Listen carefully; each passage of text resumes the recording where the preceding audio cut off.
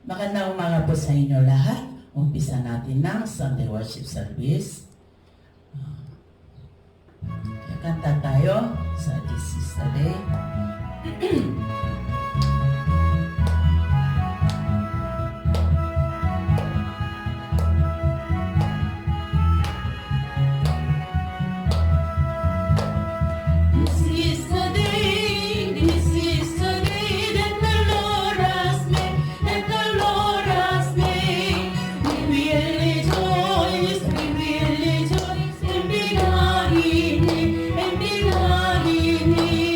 This is the day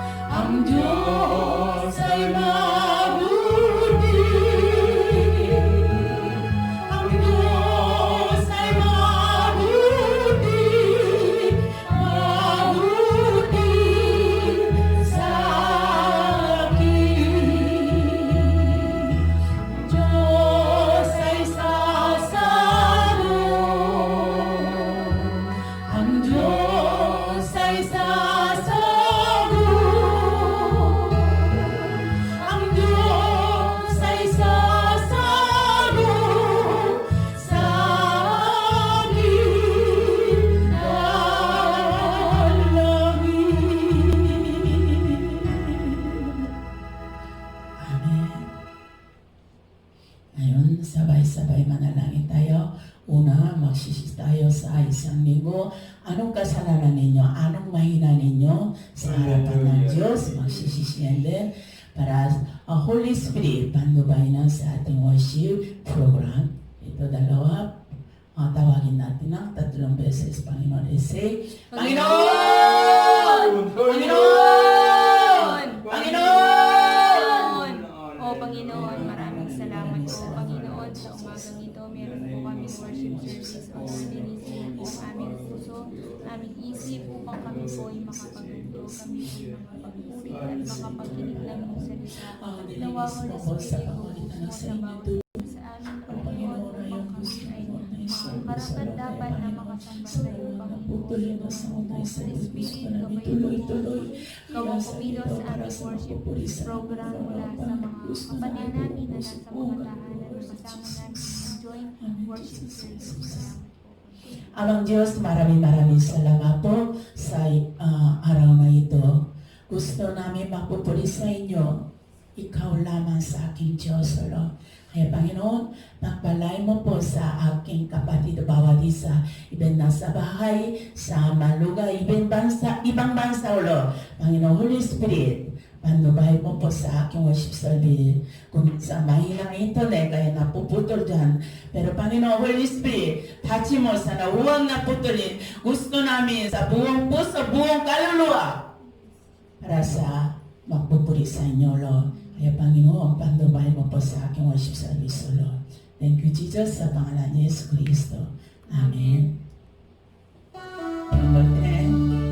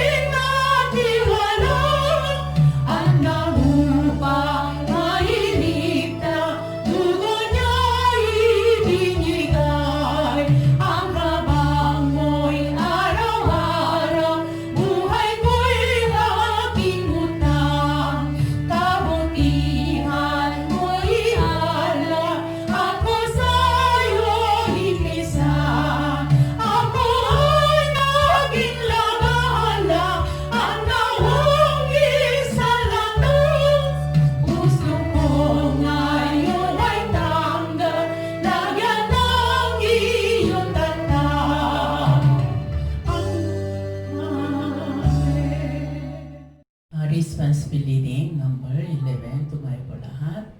O Diyos, Ikaw ay Diyos ko, hanapin kita maaga, kinauwan ka ng aking kaluluwa, pinananabikan ka ng aking laman. Sa isang tuyo ay uhaw na lupa na walang tubig. Sa gayoy, tumingin ako sa iyo sa sanktuaryo upang tanawin ang iyong kapangyarihan at ang iyong kaluwalhatian. Sapagkat ang iyong kagandahang loob ay mainam, kaya sa buhay, pupurihin ka ng aking mga labi. Sa gayoy, pupurihin kita habang ako'y nabubuhay.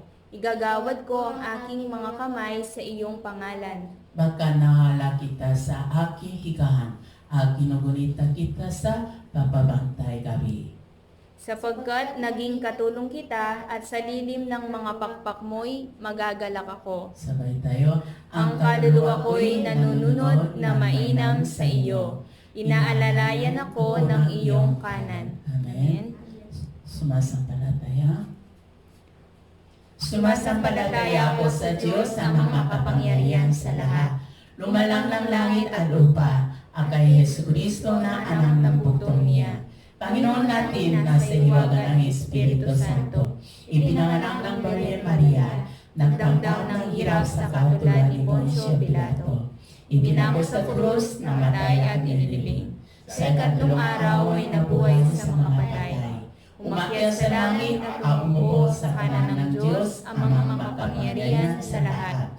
Doon magmumula na parito upang humukom sa mga buhay at mga patay. Sinasampalatayaan ko ang Espiritu Santo, ang banal na Iglesia laganap, ang pagkakaisa ng mga banal, ang kapatawaran ng mga kasalanan, ang kabuhayan ng katawan, at ang buhay na walang hanggan. Siya nawa. Amen. Umupo kayo. Number 22.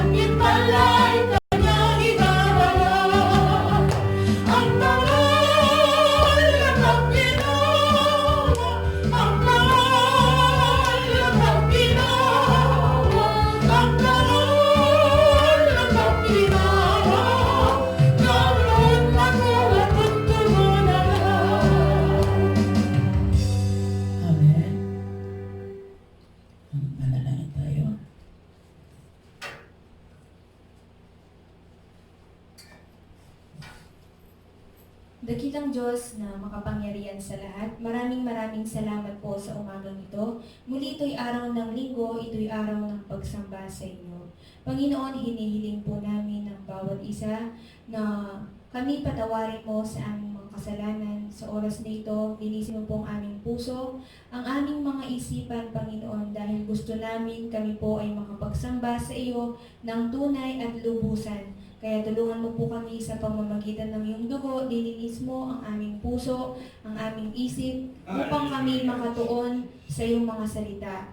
Panginoon, dalangin po namin sa lahat ng aming mga kapatid, maging nasa mga tahanan o nasa trabaho na nag-join sa aming worship service, nawa ang iyong presensya ng iyong Banal Espiritu ang siyang manguna sa aming lahat, Panginoon, upang ang aming pagsambang ito ay maging katanggap-tanggap at ito'y ayon sa iyong kalooban. Tulungan mo po kami, Panginoon, na lalo mong palakasin ang aming pananampalataya sa pamamagitan ng mabuting balita na aming pakikinggan sa oras na ito, Panginoon.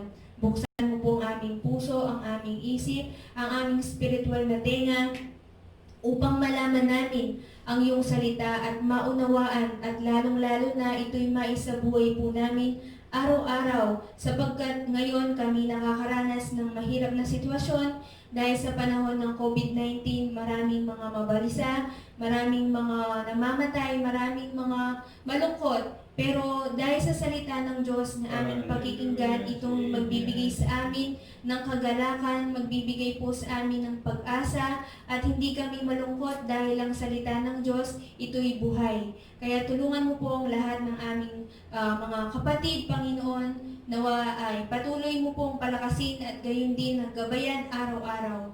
Panginoon, dalangin din namin ang aming bansa, na ang aming bansang Pilipinas, na patuloy ikaw ang manguna sa mga namumuno, maging sa aming presidente. Bigyan mo po siya ng karunungan, ng pagkatakot sa iyo, Panginoon, at lalong-lalo na leadership para sa aming bansa na ngayon nasa krisis, Panginoon, at lahat ng mga doktor o mga frontliners, Panginoon, na nagsasakripisyo dahil sa pandemic na ito, Panginoon, bigyan mo po ng kaligtasan. At sa buong bansa, Panginoon, bigyan po ng kaligtasan, kaluluwa, Panginoon, dahil ito'y panahon na, ito'y oras na kami dapat ay lumapit sa iyo, Panginoon, dahil walang iba dito sa sanlibutan na walang ibang pag-asa, kundi ikaw, Panginoon, ang kaharian ng Diyos. Kaya habang kami, mga kapatid sa pananampalataya, ay lalo mo pong bigyan ng katatagan, bagamat maraming pagsubok, hindi po kami hihiwalay sa iyong salita, kundi ito'y aming panghawakan. Nawa sa umaga nito, patuloy kang manguna sa amin hanggang matapos ang aming pagsamba. Nawa ang iyong Espiritu ay laging sa aming mga puso. Maraming salamat po. Muli ka namin itinataas sa iyong dakilang pangalan. Sa pangalan ni Jesus. Amen. Scripture reading Romans chapter 8, verse 4 hanggang 6 and 14. Basahin natin sabay. Upang ang kailangan ng kautusan ay matupad sa akin, na hindi nangangasik lakad ayon sa laman, kundi ayon sa Espiritu. Sapagkat ang mga ayon sa laman ay natutuon ng kanilang isipan sa mga bagay ng laman, subali ang mga ayon sa Espiritu ay sa mga bagay ng Espiritu. Sapagkat ang kaisipan ng laman ay kamatayan, subali ang kaisipan ng Espiritu ay buhay at kapayapaan. Sapagkat ang lahat ng mga pinapandubayan ng Espiritu ng Diyos ay sila ang mga anak ng Diyos. Amen.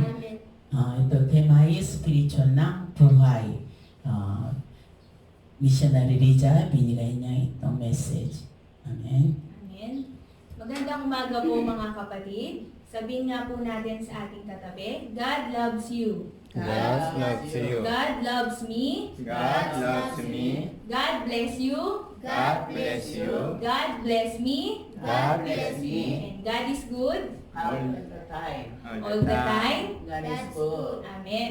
Ngayon po sa umagang ito, ang ating tema ay patungkol sa spiritual na buhay. Ito'y sa Roma chapter 8 verse 1 hanggang 17. Ito'y si Apostol Pablo ay ipinawatig niya ang tungkol sa buhay ng tao ng Espiritu Santo.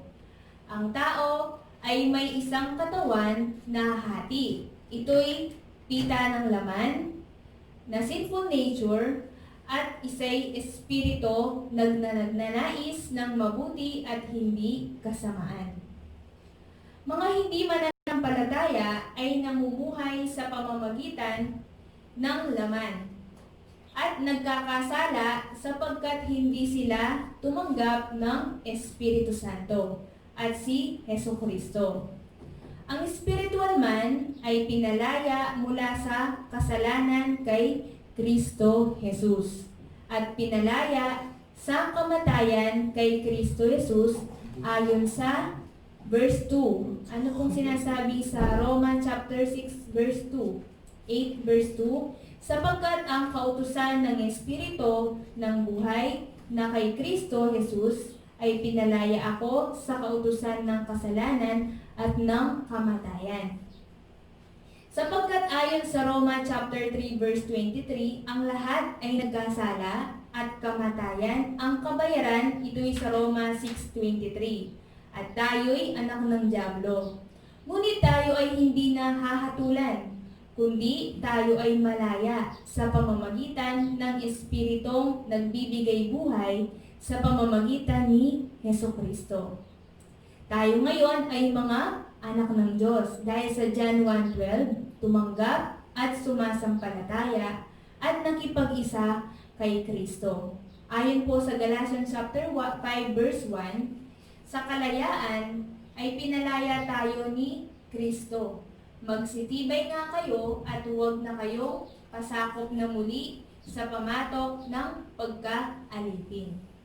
Ngunit bilang espiritual na tao ay mamumuhay ng espiritual na buhay.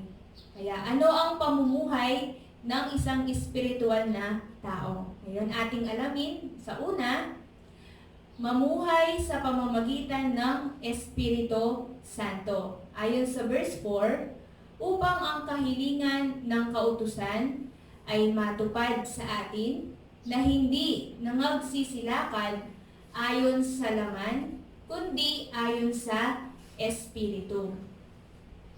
Mamumuhay sa pamamagitan ng tao ng laman o physical. Ano ba yung pamumuhay ng sa laman? Ito'y namumuhay sa pamamagitan ng sinful nature. Anong kahulugan ng sinful nature? Ito ay pagsuway sa salita ng Diyos. Ito ay laban sa Espiritu Santo. At ito ay aktibo ng kasamaan sa puso. Ito'y gawa ng sinful nature. Pangalawa, namumuhay para sa secular. Anong kahulugan ng secular? Ito'y walang pagsamba sa Diyos, mas nais ang sasanlibutan. Ito ay hindi namumuhay sa pamamagitan ng Biblia. Kaya ito ay walang pag-asa sa kaharian ng langit, sapagkat ang laging nais ay sasanlibutan. Ito'y sa mga material na bagay katulad ng pera. Kaya ang espiritual na tao ay namumuhay sa pamamagitan ng Espiritu Santo at hindi ng laman. Amen? Amen. Halimbawa na namumuhay sa Espiritu Santo, ito'y si Yesu Kristo ay namumuhay sa pamamagitan ng Espiritu Santo. Ayon sa John 6:63, ang Espiritu nga ang bumubuhay, sa laman ay walang anumang pinakikinabang. Ang mga salitang sinalita ko sa inyo ay pawang espiritu at pawang buhay. Pangalawa, si Pedro ay namumuhay sa pamamagitan ng Espiritu Santo. Acts chapter 4 verse 8 and 9. Nang magkagayoy si Pedro na puspos ng Espiritu Santo ay nagsabi sa kanila, kayong mga pinuno sa bayan at matatanda, kung kami sa araw na ito'y sinisiyasat tungkol sa mabuting gawa na ginawa sa isang taong may sakit na kung sa anong paraan gumaling ito. Ito'y si Pedro na puspos ng Espiritu Santo at namumuhay sa Espiritu Santo. Pangatlong halimbawa, ito'y si Pablo. Si Pablo ay namumuhay sa pamamagitan ng Espiritu Santo. Ito'y sa Acts 13:9. Datapot si Saulo na tinatawag ding Pablo na puspos ng Espiritu Santo ay itinintig sa kanya ang kanyang mga mata. Kaya ngayon apply po natin bilang espiritual na tao, ang laman ay nais ang mga bagay kaysa sa Biblia. Kung kaya napakahirap dahil mayroong mga tukso ni Satanas. Ngunit kailangan nating mamuhay sa pamamagitan ng Espiritu Santo. Gusto nating sumunod sa salita ng Diyos, ang salita ng Biblia. Kaya dapat tayong mamuhay sa pamamagitan ng salita ng Diyos. Ito ang daan ng espiritual na buhay. Amen? Amen. Amen. Pangalawa, spiritual na buhay, ano yung pamumuhay? Number 2, pamumuhay sa pamamagitan ng spiritual na kaisipan. Ayon sa verse 5 and verse 6, sapagkat ang mga ayon sa laman ay nagtutuon ng kanilang isipan sa mga bagay ng laman. Subalit, ang mga ayon sa Espiritu ay sa mga bagay na Espiritu. Verse 6, sapagkat ang kaisipan ng laman ay kamatayan, Subalit, ang kaisipan ng Espiritu ay buhay at kapayapaan. Ano ang kahulugan ng pisikal na kaisipan? Ang pisikal na kaisipan ay nagmula sa sinful nature, sinful na kaisipan o pag-iisip. Pangalawa, ang pisikal na kaisipan ay kamatayan, kaya punta sa impyerno. Ayon sa verse 6 kanina, sapagkat ang kaisipan ng laman ay kamatayan. Pangatlo, ang pisikal na kaisipan ayon sa Galatians chapter 5 verse 17 and verse 19. Sapagkat ang laman ay nagnanasa ng laban sa espiritu. Kanina sabi natin ano yung pisikal na kaisipan, ito'y laban sa espiritu at ang espiritu ay laban sa laman. Sapagkat ang mga ito ay nagkakalaban upang huwag ninyong gawin ang bagay na inyong ibigin. Verse 19, at hayag ang mga gawa ng laman sa makatuwid ay ang mga ito: pakikiapid, karumihan, kalibugan. Ito ang kaisipan ng pisikal. Pero ngayon, ano ang kahulugan ng espiritual na kaisipan? Ang kanilang pag-iisip ay sa mga bagay na espiritual. Katulad ng ano yung spiritual na pag-iisip natin, ito'y Biblia, salita ng Diyos. Sinabi ni Jesucristo, mamuhay sa salita ng Diyos. Ayon sa Matthew 4:4, sinabi ni Jesus, dadapot siya'y sumagot at sinabi, nasusulat, hindi sa tinapay lamang mabubuhay ang tao, kundi sa bawat salitang lumalabas sa bibig ng Diyos. Amen? Amen. Pangalawa, espiritual na kaisipan ay may kapayapaan. Ayon sa verse 6, kaya peacemaker ang may kaisipang espiritual. Kung ang tao ay espiritual na mayroon siyang espiritual na pag-iisip, mayroon siyang kapayapaan. Ayaw niya ng trouble, no? Ayaw niya ng masisira. Kaya mayroon siyang kapayapaan. Sinabi ni Jesucristo sa John 14:23, ang kapayapaan, 27, ang kapayapaan ay iniiwan ko sa inyo, ang aking kapayapaan ay ibinibigay ko sa inyo. Hindi gaya ng ibinibigay ng sanglibutan, ang ibinibigay ko sa inyo, huwag magulumihanan ang inyong puso, ni matakot man. Ang espiritual na kaisipan ay may buhay. Verse 6, ano ang buhay? Ito ay kaligtasan. Amen po ba? Meron ba Amen. tayong kaligtasan? Amen. Kung meron tayong kaligtasan, tayo ay may buhay, espiritual na tao, espiritual na kaisipan. Kaya, hindi sa kaisipan ng laman na nagdudulot ng kamatayan, kundi sa espiritual na kaisipan na buhay kay Jesucristo. Kaya apply po natin gaya ng mensahe nito, mamuhay sa pamamagitan ng espiritual na kaisipan. Ngayon, ang ating sitwasyon ng COVID-19, ang ating kaisipan at pag-iisip ay hindi sa pisikal o sa laman, dahil ito ang daan ng kaparusahan at kamatayan. Ngunit bilang tao ng Espiritu Santo, ang ating kaisipan at pag-iisip ay sa espiritual, na ito'y pag-iisip sa Biblia, kaya may kapayapaan tayo at buhay. Amen? Amen. Kaya ating mapagtagumpayan ang masamang kaisipan dahil sa tukso ni Satanas at sa masamang sitwasyon ng COVID-19. Kaya dapat tayo ay may mabuting pag-iisip at mabuting kaisipan sa pamamagitan ng Espiritu Santo. Manalangin tayo sa pangalan ni Jesucristo. Amen. Amen. Amen. At pangatlo, ang spiritual na buhay, ito'y mamuhay sa pamamagitan ng patnubay ng Espiritu ng Diyos. Ayon sa verse 14, sapagkat ang lahat ng mga pinapatnubayan ng Espiritu ng Diyos ay sila ang mga anak ng Diyos. Bakit kailangan nating mamuhay sa patnubay ng Espiritu ng Diyos? Una, dahil mayroon tayong kaligtasan. Sabi kanina sa verse 14, mga anak ng Diyos. Para sa kaligtasan, nais ng Diyos na makumpleto ang ating kaligtasan. Kaya patnubayan niya tayo or patnubayan niya sa kanyang Espiritu. Pangalawa, bakit kailangan na tayo ipatnubayan ng Espiritu ng Diyos? Dahil tayo'y kinupkop ng Diyos bilang kanyang anak. Ibig sabihin, adapt. Inadapt niya tayo bilang kanyang anak. Sa verse 15, sapagkat hindi nyo muling tinanggap ang Espiritu ng pagkaalipin sa ikatatakot.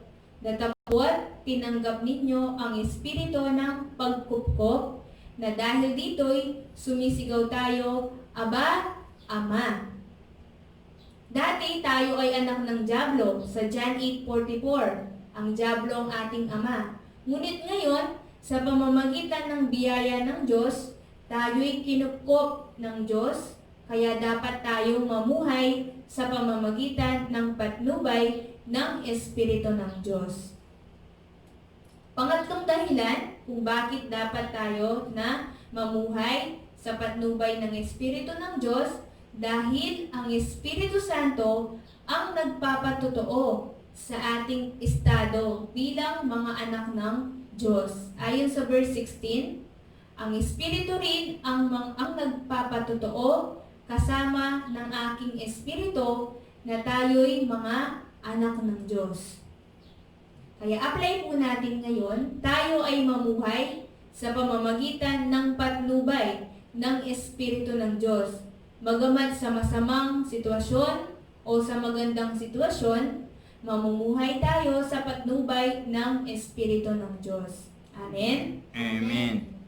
At para sa ating conclusion, espiritual na buhay bilang anak ng Diyos, mamuhay sa pamamagitan ng Espiritu Santo. Hindi tayo mamuhay sa pisikal o tao ng laman, kundi mamuhay na espiritual na tao. Mamuhay sa pamamagitan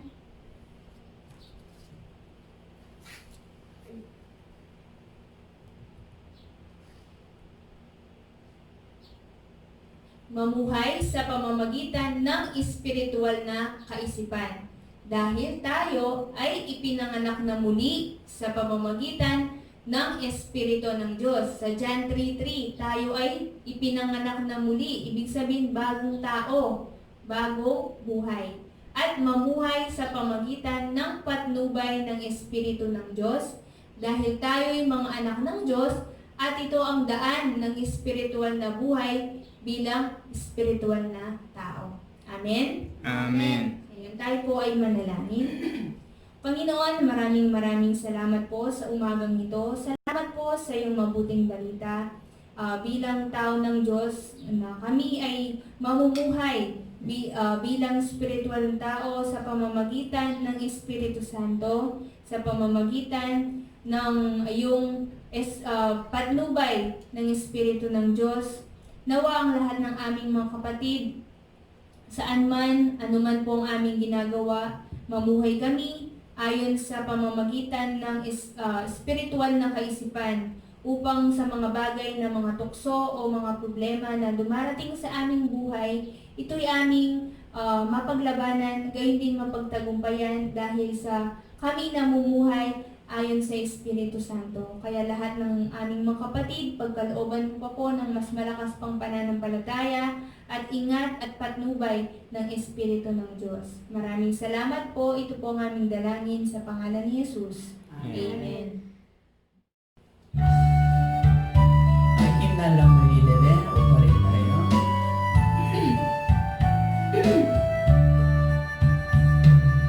Ay, Jesus, kami aalay-lang at ibibida siyang aking makasama na sa Kanya tatanggapin.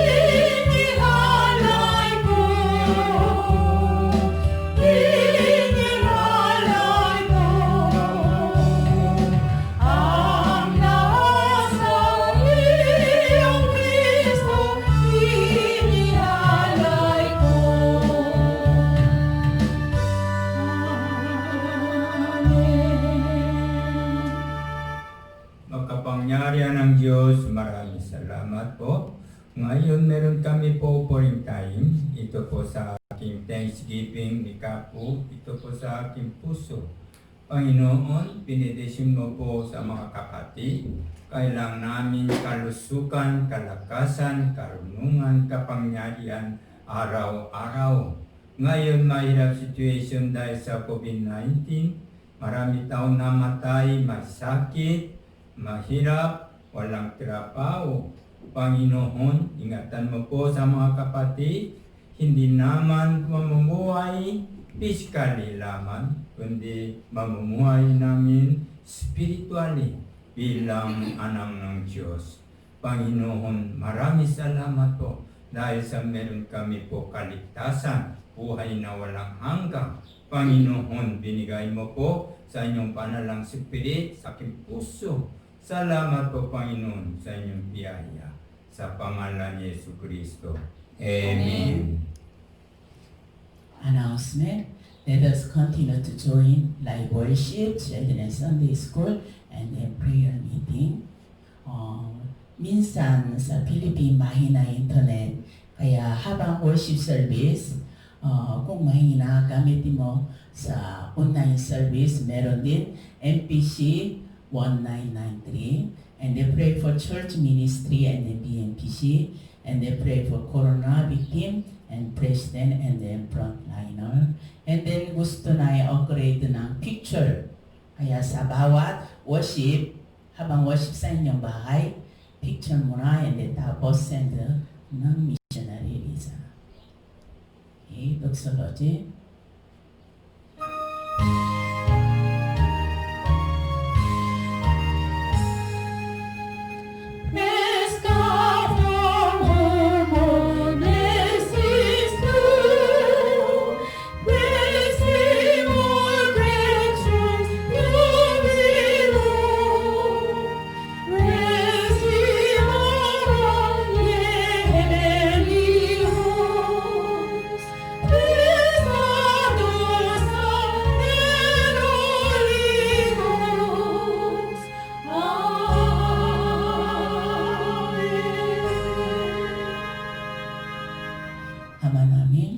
Ama namin na nasa langit ka, sambahin nawa ang pangalan mo. Dumating nawa ang kaharian mo. Gawin nawa ang iyong kalooban. Kung paano sa langit, gayon din naman sa lupa. Ibigay mo sa amin ngayon ang aming kakanin sa araw-araw. At ipatawad mo sa amin ang aming mga utang, gaya naman namin na napapatawad sa mga may utang sa amin. At huwag mo kami ihatid sa tukso, kundi iligtas mo kami sa masama. Sapagkat iyo ang kaharian at ang kapangyarihan at ang kalwalhatian, magpakailanman. Siya nawa.